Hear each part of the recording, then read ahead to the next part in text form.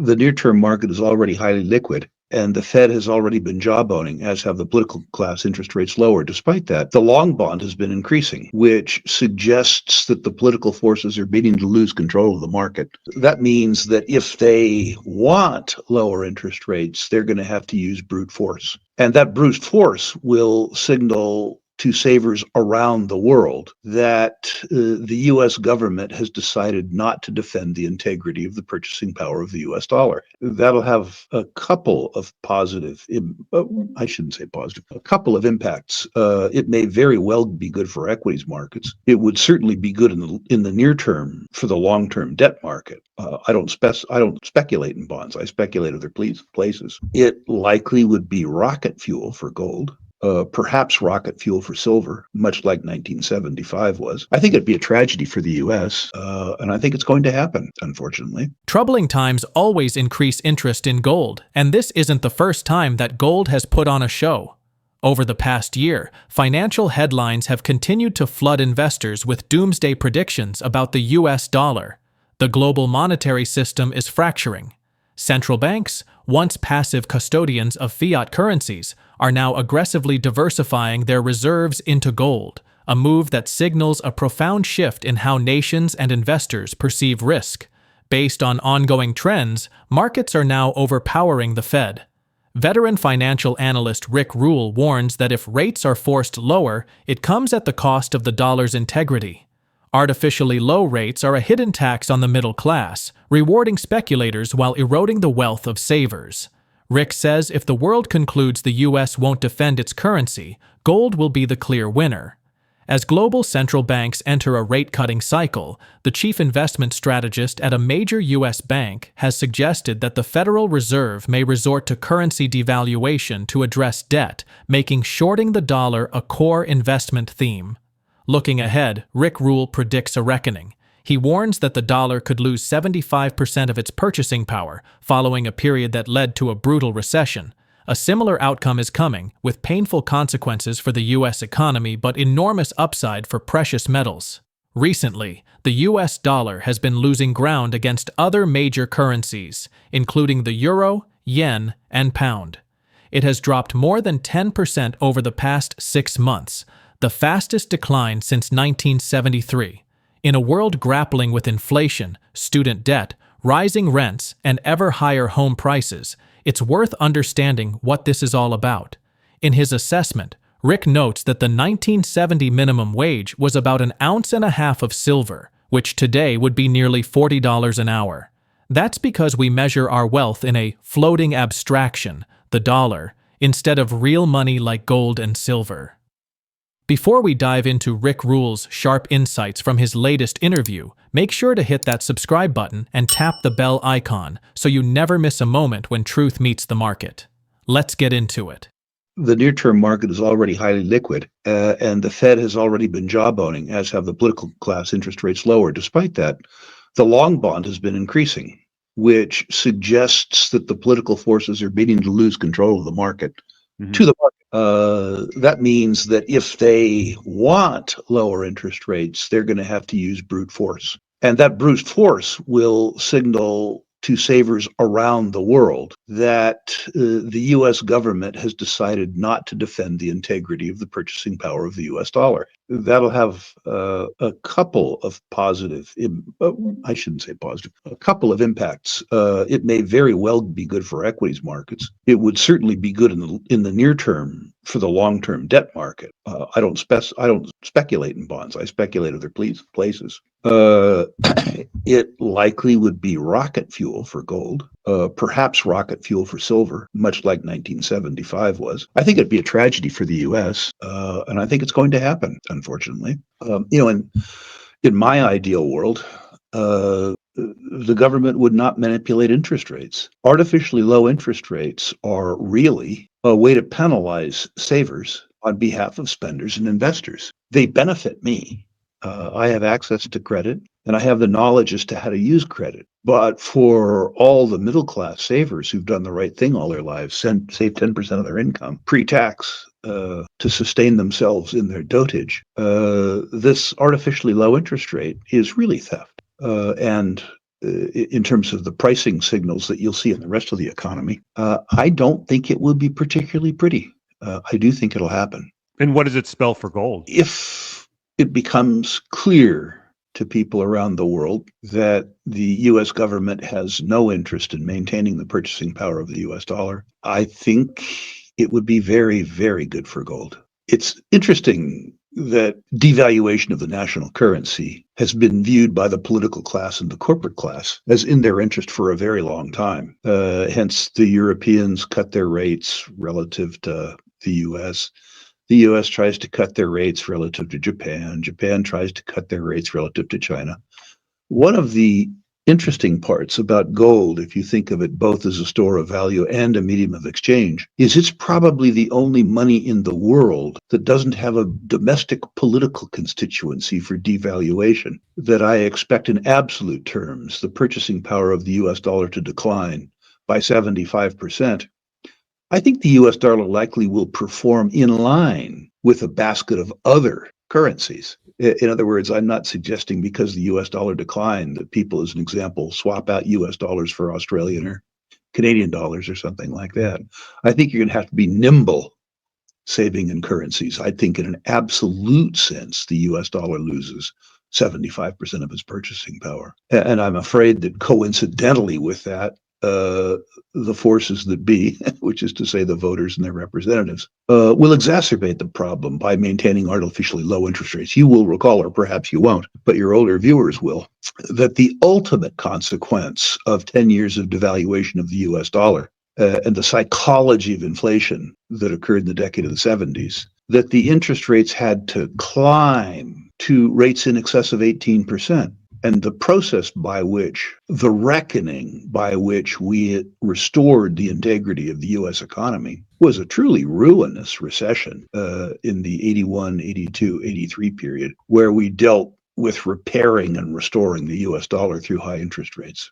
I began informally keeping a second ledger for myself beginning in the year 2000, where in addition to keeping track of my income and my expenses and my portfolio in my normal medium of exchange, which is to say the dollar, I began to keep a separate ledger in gold. And gold has increased in nominal terms, which is to say against the US dollar by about 9% compounded for 25 years. If you measure your cost of living in gold, and I still haven't learned to think that way, I need to force myself to do it. But if you measure your cost of living in gold, you'll be astonished how cheap your groceries are, how cheap your gasoline is, how cheap your house is relative to the year 2000. And I would encourage people to think informally about their life in a constant rather than a nominal sense. I'm interested today in the minimum wage discussion, where people talk about how little the minimum wage has grown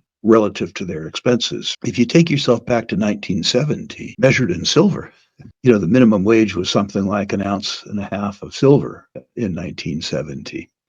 Today, that would be, and my numbers may be off a bit, but that would suggest a $37 or $38 minimum wage. It's important that you understand that your own measurement of your income, your assets, your expenses, it's being measured in a floating abstraction. And if you're making plans for the next 10 years, it's important that you normalize your medium of measurement away from the floating abstraction. With global central banks printing trillions to offset economic shocks, gold's millennia-old role as a store of value is being rediscovered. The World Gold Council notes that central banks now view gold as a strategic asset to insulate against geopolitical risks and de-dollarization. For investors, this means structural demand for gold is here to stay, creating a floor for prices even as mine production struggles to keep up. Market expert RickRule asserts that the purpose of owning physical gold is not speculation, but wealth preservation. Its value is its role as a hedge, not its daily price fluctuations. He would only consider liquidating his position if the U.S. government were to resolve its over $100 trillion in off-balance sheet promises and restore genuinely positive real interest rates. The strategist believes that the U.S. government's demand for economic prosperity and asset bubbles by 2025 and 2026 is seen as the most convenient way to reverse debt and deficit trends. This potential policy goal makes shorting the dollar a clear investment theme for 2026 and beyond, with the dollar index, DXY, expected to fall below 90. Official inflation is a lie. RickRule warns that when your savings lose 7% a year while bonds pay only 4%, you're compounding losses. History shows that when the dollar collapses, gold soars, and Rick predicts the same dynamic will play out again. Let's get back to the interview. I own physical gold because I'm concerned about the deterioration of the purchasing power of the US dollar. And I'm concerned about what I would describe as negative real interest rates, which we can get to. And those two trends are, from my point of view, unbroken. So whether gold is at 34 or 32 or 36 is of absolutely no consequence to me. The fact that it's of no consequence to me, though, shouldn't lead to other people's investment or trading decisions. It might be, as an example, that they see themselves as traders. I don't. My own gold, I see as my attempt to maintain my purchasing power over time. Maybe that's why I'm so sanguine about it. When people ask me about the gold price direction, I often like to describe what would make me sell my gold. I would sell my gold when I saw a political accommodation in the US that would allow us to deal with $100 trillion in the net present value of entitlements. Many people don't realize this, but the off-balance sheet liabilities of the US government, the promise that our government has made to its citizens with regards to Medicare, Medicaid, Social Security, military pensions, government pensions, that number, according to the Congressional Budget Office, exceeds $100 trillion. We can't pay it. And politically, we can't not pay it. So in order for me to sell my gold, I would need to see some political accommodation. Otherwise, what I think happens is that you honor the nominal valuation obligation by devaluing the purchasing power of the currency, like we did in the decade 70s. The second thing I'd need to see is some method for dealing with the on-balance sheet liabilities of the U.S. government. That number now exceeds $37 trillion and grows by $2 trillion a year. At the very least, I'd need to see a balanced budget, which I don't suspect I'll see in my lifetime. Fair enough. The third thing I'd need to see is positive real interest rates. And this is a bit more nuanced. When most people think about inflation, we have been conditioned to think of inflation in the context of a number called the CPI. And the CPI, people need to understand, is a constructed index. It isn't a measure of anything, but it has managed to infiltrate into the public psyche to the extent that when the citizenry thinks of inflation, they think that the deterioration of the purchasing power of the US dollar is proceeding along at about 2.5% per annum. I would ask people to construct their own informal index, going back to, say, the year 2000, or to make it easy, 2025. And if you do that, what you'll find is the deterioration of the purchasing power of your savings in terms of the basket of goods and services that you consume is happening at a pace more like 7.5% or 8% than 2.5%. If you juxtapose that number to the yield you get on risk-free savings assets, say the US 10-year Treasury, the problem becomes obvious. If you're getting paid 4.2% to save over 10 years in an asset class where the value is declining by 7.5% a year, you're losing 3% a year compounded for 10 years. If you give the US government $100,000, they give you back something like $60,000 in purchasing power. The consequence of that is that real savers are beginning to save in gold as opposed to saving in US 10-year treasuries. So when I think about gold, I think about what would make me sell it and do something else. It would be useful to see a real yield on savings. Now, I think that's a long ways away. if the currency is declining by 8% a year, to make the math easy, and if investors would expect a 200 basis points or 2% real rate of return, that would put the U.S. Treasury rate at 10%. That would likely put the first mortgage rate at 12%. That would be an interesting set of circumstances. If you look back to the decade of the 70s, the U.S. dollar, according to the then Office of Management and Budget, lost 75% of its purchasing power over 10 years.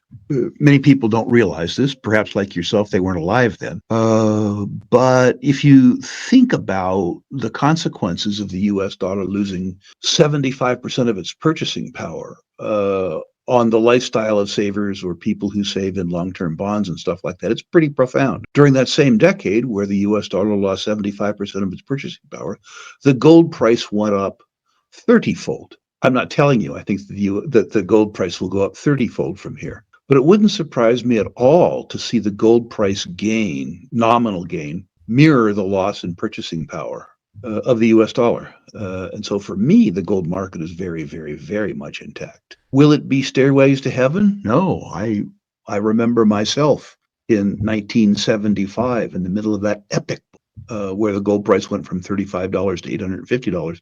In 1975, they raised the interest rate, trying to tame inflation. And the gold price fell by half. It fell from $200 to $100. And the gold stocks fell more. People who got shaken out because Congress lost their nerve at the end of 1975. The people who got shaken out of that epic market missed out on the second half of that bull market that saw the gold price go from $100 to $850. The convergence of central bank buying, Trump-era chaos, and dollar fragility creates a once-in-a-generation opportunity for tactical gold allocation. The significant uncertainty has also made antsy investors far more interested in gold than treasuries as a safe haven. There's certainly an argument that gold bullishness is widespread, with many discussing it as a hedge worth owning. If central banks are preparing for a weaker dollar by buying gold, shouldn't you be doing the same? Drop your thoughts in the comments section below. If you find this video informative, don't forget to support our channel and turn on notifications to stay informed about our latest videos. See you in the following video.